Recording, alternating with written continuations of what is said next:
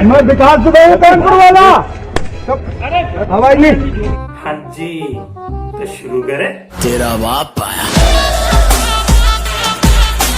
किसी महान व्यक्ति ने कहा है कि अच्छे कर्म करने का फल अच्छा मिले या ना मिले, लेकिन बुरा कर्म करने का फल बुरा जरूर मिलता है।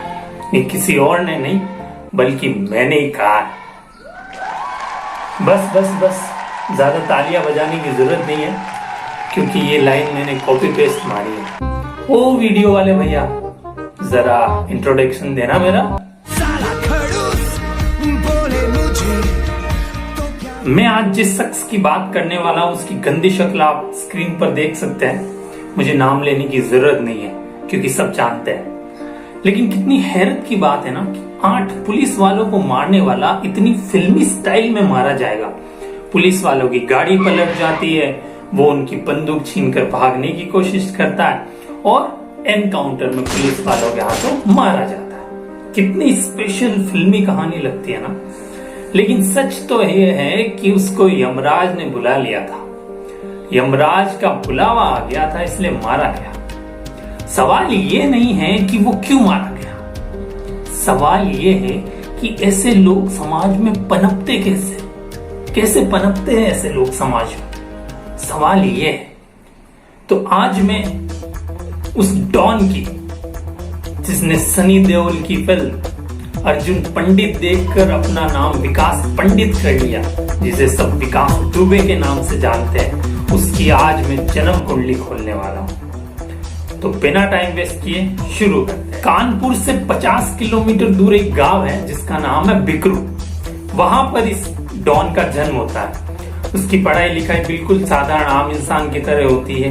लेकिन एक बार ग्राम प्रधान के चुनाव के दौरान इसका झगड़ा हो जाता है, इसकी मारपीट हो जाती है। तब से एक क्राइम का रास्ता अपना लेता है। तब से इसकी शिवलिंग थाने में कंप्लेन आना शुरू हो जाती है, मारपीट, धोखाधड़ी। वहां एक कॉलेज है जिसका नाम है ताराचंद इंटर कॉलेज। वहां एक असिस्टेंट मैनेजर सिद्धेश्वर पांडे पढ़ाते थे। पहला कत्ल विकास दुबे ने उस असिस्टेंट मैनेजर का किया था।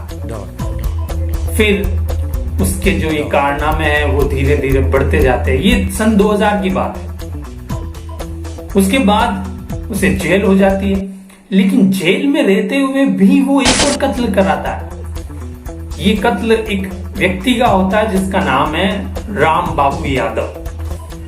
फिर कुछ दिनों बाद इसकी बेल हो जाती है। हैरत की बात है कि ऐसे व्यक्ति की भी बेल हो जाती है।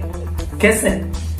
सच तो ये है कि ये जो राजनीति है, ये एक ऐसी चीज है जो पता नहीं क्या क्या चीजें करवाती है। इससे क्या नहीं होता, सब कुछ हो सकता है।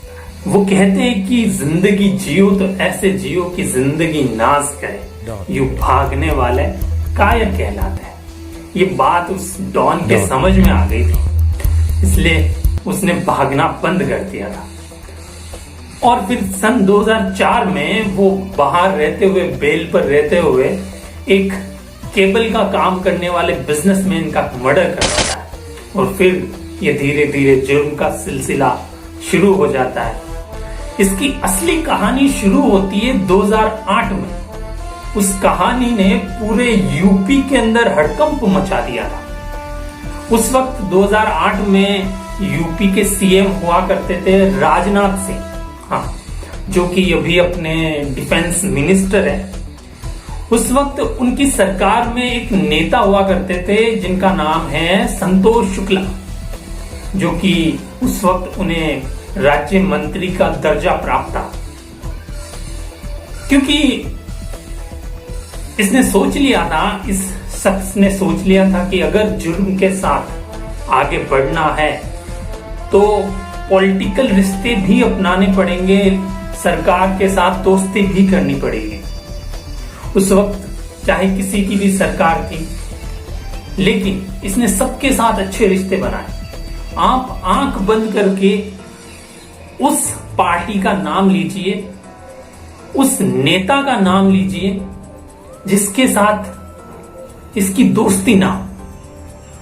हर शख्स के साथ, हर व्यक्ति के साथ, हर नेता के साथ इसने अच्छे रिश्ते बनाए। चाहे वो मायावती की पार्टी हो, चाहे वो अखिलेश यादव की पार्टी हो, चाहे वो बीजेपी हो, चाहे वो कांग्रेस हो, आप आंख बंद करके नाम लीजिए उस शख्स का, उसके साथ इसकी दोस्ती थी। इतने खतरनाक इसने रिश्ते बनाए थे लोगों के साथ, सरकार के साथ, उनकी मदद करता था, उनको फंड देता था, चंदा देता था। अब जब चंदा देगा, फंड देगा, मदद करेगा, पैसा देगा, तो कौन सी पार्टी होगी जो इसकी मदद नहीं करना चाहेगी। 2008 में इसने ग्राम प्रधान के चुनाव में अपने परिवार के लोगों को उतारना शुरू कर दिया। इसने राजनीति में कदम रख लिया था। उसी वक्त इसकी दुश्मनी उस संतोष शुक्ला, जो कि जिसे राज्य मंत्री का दर्जा प्राप्त था, उससे हो जाती है। क्योंकि जहां से ये विकास दुबे बिलोंग करता था, वहां से ही ये संतोष शुक्ला, उसी एरिया से ये संतोष शुक्ला बिलोंग करता था। हुआ यूं कि एक बार ग्राम पंचायत के चुनाव के दौरान डॉन विकास दुबे के समर्थकों का संतोष शुक्ला के समर्थकों से झगड़ा हो जाता है। तो फिर जब डॉन को पता चलता है तो वो चला जाता है शिवली थाने कंप्लेन लिखवाने। वहां जाके रिपोर्ट लिखवाता है कि मेरे समर्थकों पर संतोष शुक्ला ने बॉम्ब फेंका, उनसे झगड़ा किया, इस तरह कंप्लेन लिखवाता है। तभी उसी वक्त संतोष शुक्ला अपने समर्थकों के साथ उस पुलिस थाने पहुंच जाता है। जब वो रिपोर्ट लिखवाने जा रहा होता तभी वो आ जाता है। जब वो आ जाता है तो पुलिस वाले संतोष शुक्ला का पक्ष लेते हैं, क्योंकि वो उस वक्त के राज्य मंत्री थे, तो उसको ज्यादा रेस्पेक्ट दी जाती है। तो उस वक्त डॉन विकास दुबे गाली गलौज करने लग जाता है। जब उसे लगता है कि मेरी कोई यहाँ पर रेस्पेक्ट ही नहीं है, मेरी कोई इज्जत ही नहीं है, तो उनके साथ झगड़ा, गाली गलौज करने लगता है। तो इस वजह से संतोष शुक्ला उसे वापस जवाब दे देते हैं, वो भी कुछ बोल देते हैं। उस वक्त उसके पास में राइफल होती है, वो राइफल निकाल के उसे गोली मार देता है, शूट कर देता है संतोष शुक्ला को।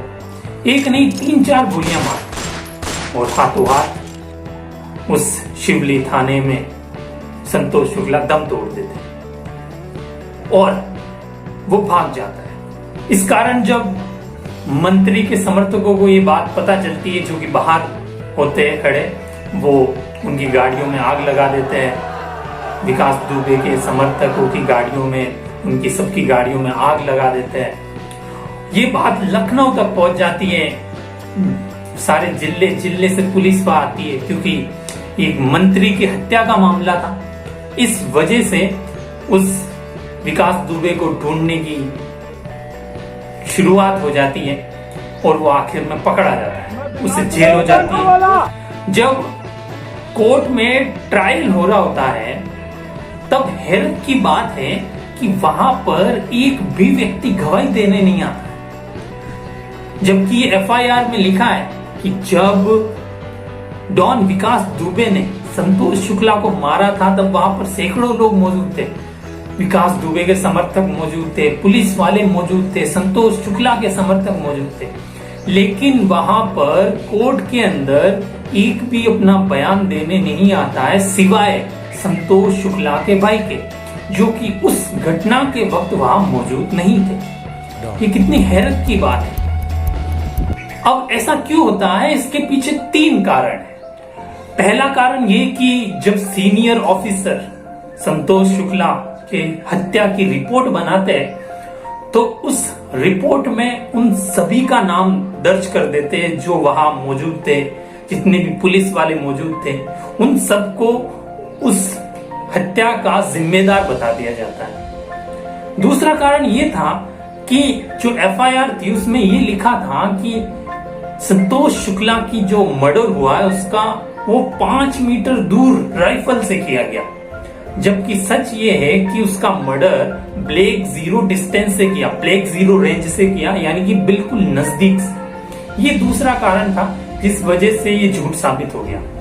तीसरा कारण कि विकास दुबे के जो समर्थक थे उन्होंने साबित कर दिया कि उस वक्त वो वहां मौजूद ही नहीं थे। जब संतोष शुक्ला पुलिस थाने में आए तब विकास दुबे वहां से चले गए, क्योंकि उन्होंने सोचा कि बात बिगड़ जाएगी, इसलिए वो चले गए। इस वजह से विकास दुबे की बेल हो जाती है। इसके बाद ऐसा नहीं है कि उसने हत्या नहीं की, मर्डर नहीं की, बहुत सारे मर्डर किए, बहुत सारी हत्या की, लेकिन फिर भी उसकी बेल हो जाती थी, वो आराम से रिहा हो जाता था। अब सवाल ये है कि ऐसा क्यों होता था? ये बड़ी आश्चर्यजनक बात है कि इतने सारे मर्डर करने वाले लोगों के साथ धोखाधड़ी करने वाले लोगों को, ऐसे व्यक्ति को आराम से बेल मिल जाती थी। और इस वजह से आज 19 साल बाद उसने 8 पुलिस वालों को मार दिया। ये बड़ी आश्चर्यजनक बात है। जरा सोच कर देखिए कि उन 8 पुलिस वालों के परिवार पर क्या असर पड़ा होगा। हम सोच भी नहीं सकते, हम उनके दुख को महसूस कर सकते हैं, लेकिन ये वाकई में बड़ी दुखद घटना है कि इस प्यारी सी दुनिया में मेरा छोटा सा परिवार है, यहाँ रोज खुशियां मिलती है जैसे कि कोई त्योहार है। लेकिन क्या है ना कि जब ऐसे गुंडों को सरकार के नेताओं का, पुलिस वालों का साथ मिलता है, तब ऐसे गुंडे सोचने लगते हैं कि हमें क्या टेंशन, हमको पुलिस बचा लेगी, नेता बचा लेंगे, तो ये बेलगाम हो जाते हैं। तो कहीं ना कहीं हमारा सिस्टम जिम्मेदार है और ये करप्शन जिम्मेदार है। अगर पहले ही ये नेता ऐसे लोगों से अपना हाथ हटा ले, पुलिस को दबाव में ना रखे, तो शायद ऐसी घटना ना हो। लेकिन एक सच ये भी है दोस्तों कि आप हिस्ट्री उठाकर देख लो, ऐसे लोगों की हिस्ट्री उठाकर देख लो कि ये जितने भी गैंगस्टर हुए हैं, इनके पीछे किसी ना किसी राजनीतिक पार्टी, सरकार, नेता, मंत्री का हाथ रहा है, चाहे वो कहीं कोई भी।